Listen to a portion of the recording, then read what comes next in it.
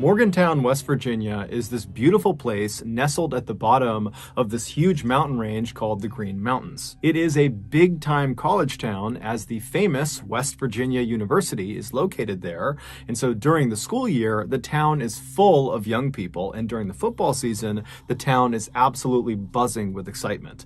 But the college is not the only reason people live in Morgantown. Lots of families choose to live there because there's so much to do year-round. Also, it's relatively safe, and in general, it's an up-and-coming place with new shops and restaurants and museums popping up every single year. But despite all of that, Morgantown is also known for something absolutely terrible, and that is the story of Skylar Neese. In 2012, 16-year-old Skylar Neese was a sophomore in high school in Morgantown, West Virginia. She was a straight-A student, and she worked part-time at a Wendy's, which is a fast food restaurant chain, and by all accounts, she was extremely well-liked by her peers, her co-workers, and had many, many friends. She was the only child of Mary and David Neese, and they absolutely adored her. David, in particular, who was this big, burly man's man, he said that he spoiled his daughter rotten. The parents would say their daughter was full of love and life, and she was fiercely loyal, and at times she could be absolutely hilarious. One of Dave's fondest memories is when Skylar was a very young girl, he was home taking care of her by himself. And that morning, as he's looking after her, she asks him if he will participate in one of her trademark tea parties. And so David, the ever-dutiful father, walks over and says, "Of course, I'll participate in your tea party." And he sits down in this little tiny pink chair, and his daughter, who's got her ballerina tutu on, she's across the table and she's all smiles, and she sits down in her little pink chair, and she hands him this little plastic teacup. And so he takes the teacup and he sees there's water already inside of it.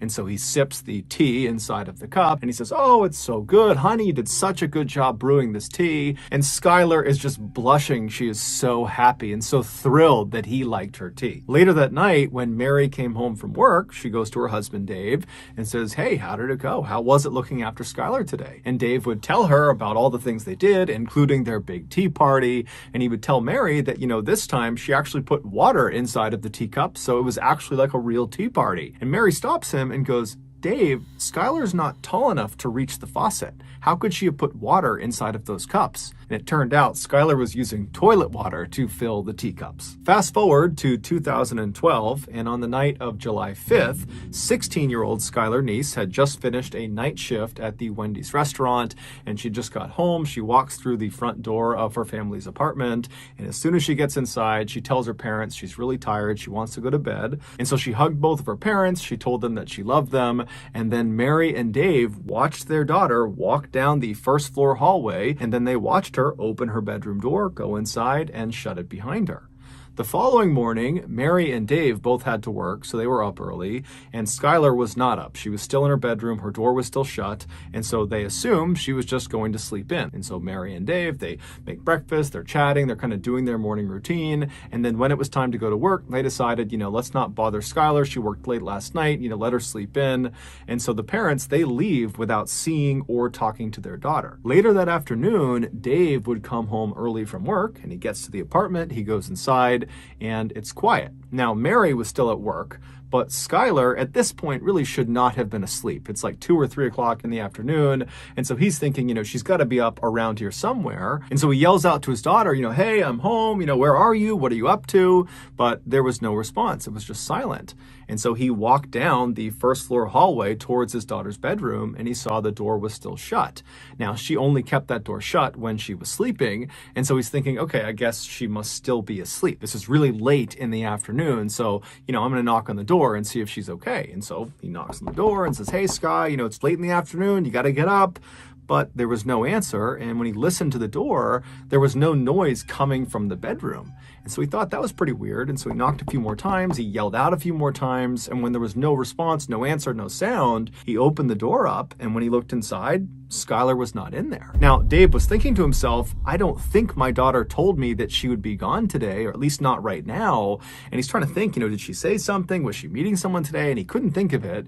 And so he just pulled his phone out and he called his daughter, but she didn't pick up. So he called his wife, Mary, and Mary's at work, and Mary picks up, and Dave asks her, hey, have you seen Skylar, or do you know where she is right now? And she would say, no, I don't know where she is. Maybe she's out with one of her friends. And so after Dave hung up the phone with his wife, he wound up calling one of Skylar's very closest friends. Her name was Sheila, and she had known Skylar since they were in second grade. They were practically inseparable, and he had a good relationship with Sheila. And so he just calls Sheila and he says, hey, I haven't seen Skylar. She's gone right now. Do you know where she is? And Sheila would say, no, I'm sorry, I don't, but I did talk to her last night, but there was nothing unusual about our interaction. It was just normal texting about, normal stuff.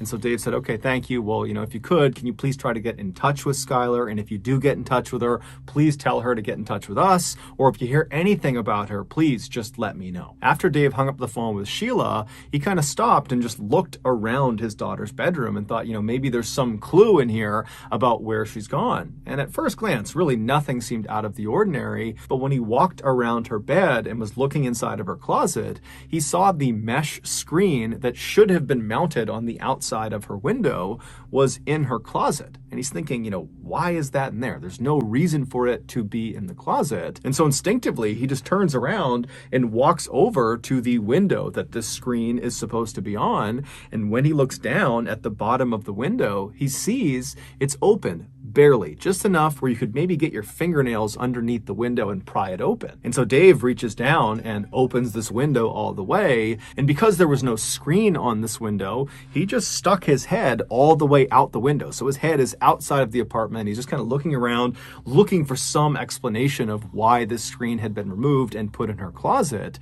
And he got his explanation when he looked straight down and saw on the grass outside, just several feet below this window, because this is a first floor window, there was a bench, and the bench clearly had been moved there recently. For Dave, even though he had never heard of his daughter sneaking out of the house before and really didn't think that was something she would do, he's looking around thinking, okay, the evidence in her room and now outside of her room really indicates that that is exactly what she must have done the night before. She must have snuck out. But as he's processing this, he's also thinking, okay, well, if she snuck out of the house last night and then, snuck back into her room, why didn't she replace the screen on the window? And why didn't she close the window all the way? And then this morning, before she left to go wherever she went, why didn't she go outside and move the bench from under her window back to where it was supposed to go to avoid suspicion? Why didn't she do that? And then it dawns on him that his daughter must have snuck out the night before, but not come back yet. She's still out wherever she went. Dave was very concerned. However, he's thinking maybe there's a better explanation. Maybe I'm jumping to conclusions. Maybe she didn't sneak out.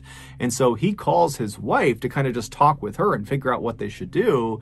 And they decide, you know what, this is concerning, but let's just give her a couple of hours to turn back up again. I'm sure she's fine. And so they begin to wait. And then at 4 p.m. that evening, Wendy's, the restaurant where Skylar worked, called Dave and said, hey, have you seen Skylar? She was supposed to work today and she didn't show up. She didn't call. It's very unlike her. What's going on? And this was the tipping point. Dave and Mary knew something had to be wrong, and so Dave called the police. Long County 911, do you have an emergency? I have a 16-year-old daughter who apparently snuck out of her room last night. She has not been home, hasn't went to work, can't get a hold of her from any of her friends. I am scared to death. Has she done this before? No. After Dave got off the phone, he and his wife began kind of frantically figuring out what they should do. While the police are out looking, should we go out and look too? Or should we stay here in case she comes home and, maybe she's hurt, maybe we can help her if she gets here. And so they're having this really difficult and stressful conversation when Mary's phone rings and it's Sheila. And so Mary immediately answers it, hoping for some good news about her daughter. But Sheila asks Mary right away, hey, has Skylar come home yet? And Mary says, no, she hasn't. And in fact, we just got off the phone with the police because this doesn't make sense. Something's wrong and we're getting the police involved. And so when Sheila hears this, she kind of takes a deep breath. And then after a little bit of a hesitation, she says, Mary, I've got to tell you the truth about last night. She would go on to explain that the night before, Skylar had snuck out of the house, and so had she, along with their other very close friend named Rachel. And Rachel was someone that Mary and Dave also knew very, very well. The three girls were kind of like best friends and totally inseparable. And so Sheila said the three of them snuck out, and in fact, they did this a lot, and they would drive around town and smoke marijuana together. But this was not the big reveal. Despite this being fairly shocking to Mary and Dave, this was not the big reveal. the big reveal was that when they went out and snuck out of their houses and smoked weed together, they would make sure they never drove their car. Whoever was driving would never drive directly in front of any of their houses because they were concerned that the noise from the car could wake up parents and then they'd get caught. And so the way they would do it is after they snuck out of their house, they would walk a block or two away from their house, and then they would call or text the other two, and they'd get picked up and they'd go do their thing. And then when they got dropped off, they would get dropped off a block or two away from their home and then walk the rest of the way. And so Sheila told Mary that last night, like so many other nights, she dropped Skylar off about a block away from their apartment, and then Sheila and Rachel drove off. So they did not actually see Skylar enter her apartment. So they don't know for sure if she actually made it home okay. And so this was obviously horrifying for Mary and Dave to hear, because it totally opened the door for their daughter to have been abducted during this walk from the drop-off point back to her apartment. And the street she was on was not well lit. It's the middle of the night. It's dark. She's potentially high on marijuana. And so it seemed like that was a very realistic thing that could have happened, as horrifying as it sounded. And so after Mary got off the phone with Sheila, she called the police and she updated them about what Sheila had told her. And then Mary and Dave met up with Sheila and Sheila's mother and began searching the immediate area around their apartment in hopes that maybe, she fell somewhere and she's trapped and she just needs to be picked up or helped in some way. But after searching for several hours and knocking on dozens and dozens of doors, nobody saw anything, nobody knew anything, there was no sign of Skylar. And so as this group is totally down, they don't know what to do, they feel totally helpless, they know the police are out looking for Skylar, but they want to do something and they don't know what to do. And that's when Mary remembers there is a security camera on the outside of their apartment building that is looking down at the road. And so right away, the four of them literally run back to the apartment building, they go inside, they find the security manager, they explain the situation, and sure enough, he pulls up the footage from the night before, and the footage they see doesn't make sense. Sheila had dropped Skylar off on that corner, kind of out of view of the camera, at around midnight. But at 12:30, so 30 minutes after she's been dropped off, you see this unknown kind of generic looking car pull up right in front of the apartment complex. And then Skylar comes running across the lawn, goes right up to the car, opens the back door, hops in the back seat, shuts it, and the car drives off. Even though this did not solve the mystery of where their daughter was, because they had no idea what car this was, who was driving it, or where they were going, Mary and Dave still felt relieved, because from their perspective, it seemed like their daughter had willingly got into this vehicle. Whoever it was, whatever they were doing, she had gotten in on purpose, which meant she probably was not being abducted, which was their big fear. Over the next couple of days, the police analyzed this footage and tried to get information about this car, but the footage was so grainy, they couldn't do it. However, the police were telling Dave and Mary, hey guys, I'm sure Skylar is going to show up any day now. As much as you may not want to believe it, that your daughter is capable of running away, it is fairly common for teens to do that. They'll run away and then, a couple days later, they'll pop back up.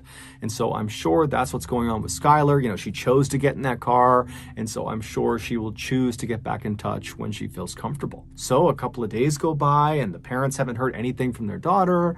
And then a couple of weeks go by, still nothing. And then a couple of months go by, still nothing. And this is all despite the fact that there is a massive search happening led by the police, and locals in Morgantown have put flyers up everywhere that have pictures of Skylar Neese's face everywhere in town and in neighboring towns. It was like you could not go 5 feet without being reminded that this girl is missing. Have you seen her? If you have, give us information. Despite the amount of publicity this case was getting, no one came forward with any meaningful information. It was like Skylar had just vanished and no one had a clue what happened to her. Her parents were obviously devastated that they had no idea what happened to her, but they were kind of holding on to this idea that, maybe she did run away and maybe she will eventually be in touch with us. But by December of that year, so 6 months after Skylar had gone missing, no one had heard from her, no one had seen her, no one had any idea where she was, there was no new leads.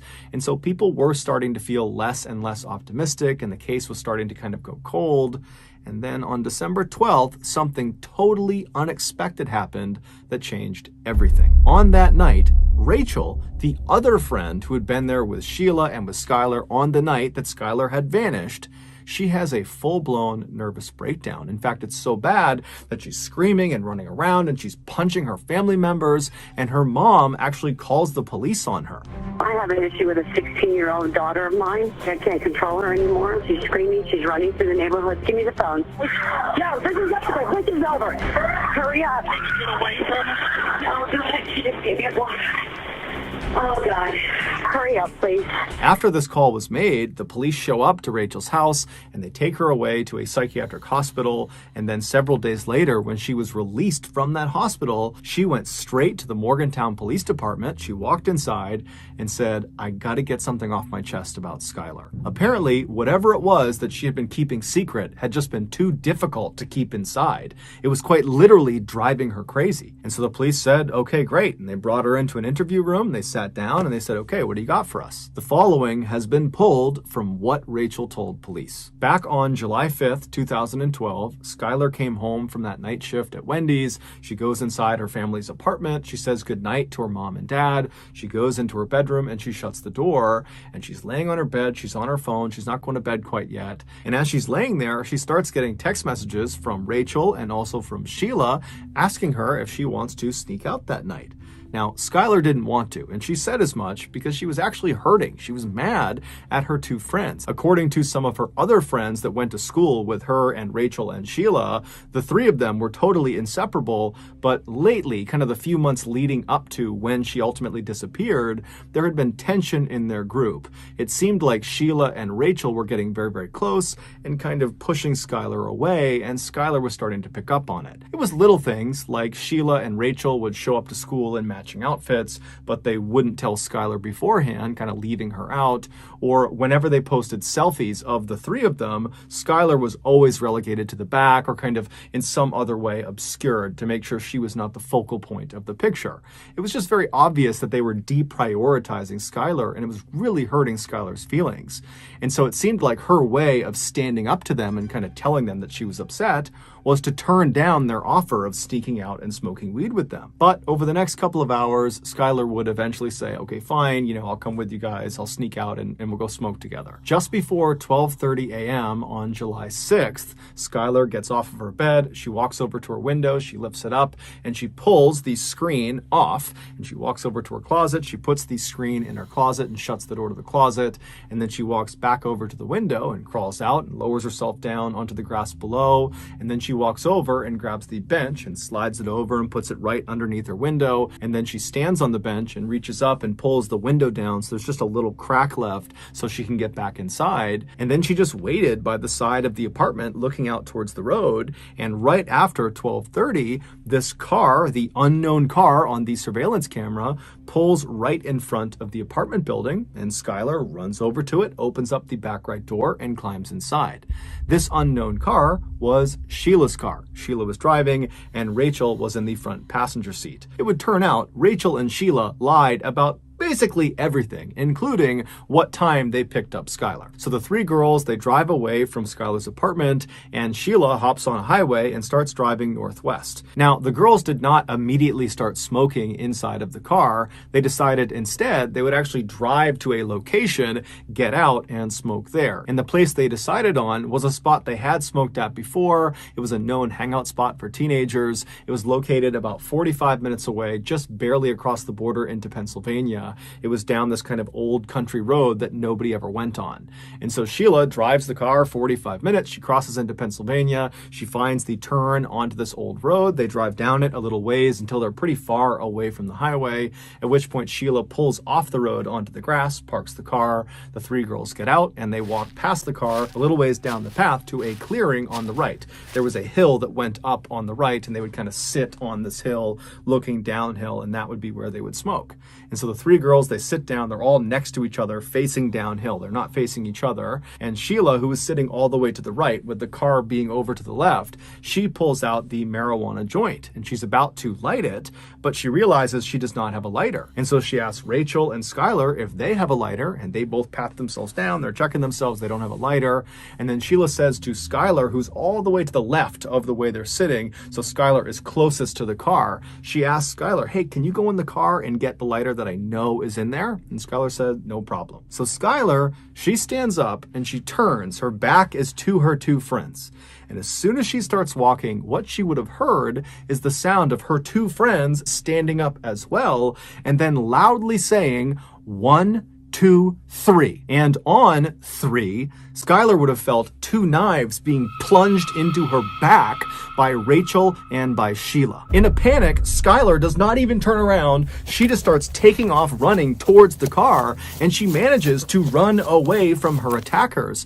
But because of her grievous injuries in her back, she eventually slows down, at which point Sheila tackles her from behind. She gets her on the ground, she pins her on her back, and Sheila is trying to stab Skylar, but Skylar is doing her best to keep the knife off of her. But at some point, Rachel comes running up beside them, and between Rachel and Sheila, they manage to hold Skylar's hands down, at which point Sheila and Rachel began taking turns stabbing her in the chest and in the neck. The whole time, Skylar is trying to defend herself, but it's impossible with these two on top of her.